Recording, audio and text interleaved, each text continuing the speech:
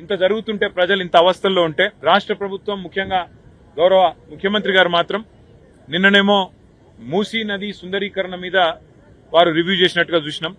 ఇవాళనేమో రాష్ట్రానికి ఒలింపిక్స్ ఎట్లా తేవాలని చెప్పి రివ్యూ చేస్తున్నట్టుగా ఇప్పుడే నేను టీవీలో చూసిన. పరిస్థితి ఎట్లా ఉంది అంటే రోమ్ నగరం తగలబడుతుంటే ఆ చక్రవర్తి ఎవరో ఒక ఆయన నీరో చక్రవర్తి అని ఫిడేలు వాయించుకుంటూ కూర్చున్నాడట.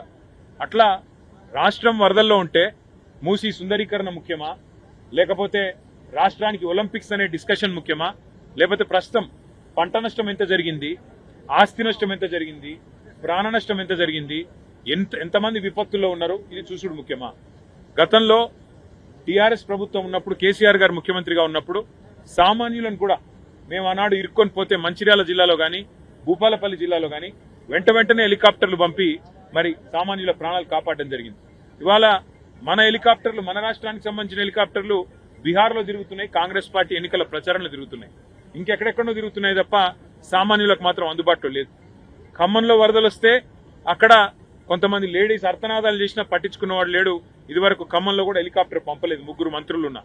ఈ రోజు ఇక్కడ కూడా చివరికి ఇప్పుడు ఎన్డీఆర్ఎఫ్ హెలికాప్టర్ వచ్చి, నేవీ హెలికాప్టర్ వచ్చి నర్మాలలో చిక్కుకున్న మా వాళ్ళు 5గురిని ఇక్కడ బచాయించిన పరిస్థితి. దురదృష్టం అందులో ఒక సోదరుడు నాగయ్య అని కొట్టుకొని పోయినాడు. అట్లాగే ఇంకా కొంత ఆస్తి నష్టం కూడా జరిగింది. కొన్ని గ్రామాల్లో ఏవైతే శిథిలావస్థలో ఇండ్లు ఉంటాయో వాటికి నష్టం జరిగి కూలిపోవడం కూడా జరిగింది. కొంత ఆస్తి నష్టం కూడా జరిగింది. కొంత ప్రాణ నష్టం, కొంత పంట నష్టం, కొంత ఆస్తి నష్టం ఇవన్నీ జరిగినాయి. కాబట్టి రాష్ట్ర ప్రభుత్వం వెంటనే మేల్కొని, మరి ఇదివరకు మేల్కొని ఉండి కొద్దిగా అప్రమత్తంగా ఉంటే ఇంత అవస్థ కాకపోతుండే. కానీ ఎవరు పట్టించుకోలేదు, ముందస్తు ప్రణాళిక లేదు. ఇప్పటికైనా మేల్కొని వెంటనే పంట నష్టం ఎక్కడెక్కడైతే జరిగిందో ఎకరానికి ఒక 25,000 రూపాయలు పరిహారం ఇవ్వాలి. ప్రాణ నష్టం ఎక్కడైతే జరిగిందో ఇవాళ మరి నాగయ్య గారు ఇంకా కొట్టుకొని పోయినారు, 12 గంటలు దాటిపోయింది, ఇంతవరకు ఆచూకీ లేదు. దొరికితే ఒకవేళ ప్రాణాలతో దొరికితే సంతోషం.